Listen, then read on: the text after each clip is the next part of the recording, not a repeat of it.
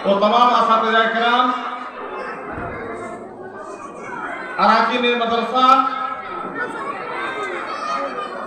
और इस मदरसा में ज़ेर तालीम तमाम तलबा और तालिबात,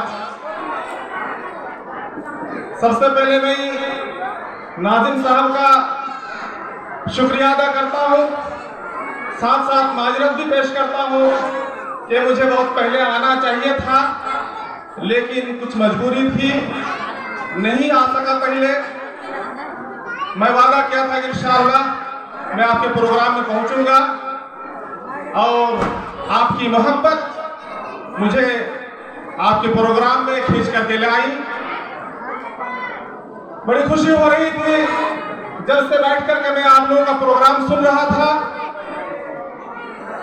यहाँ की तालिबा और तालिबात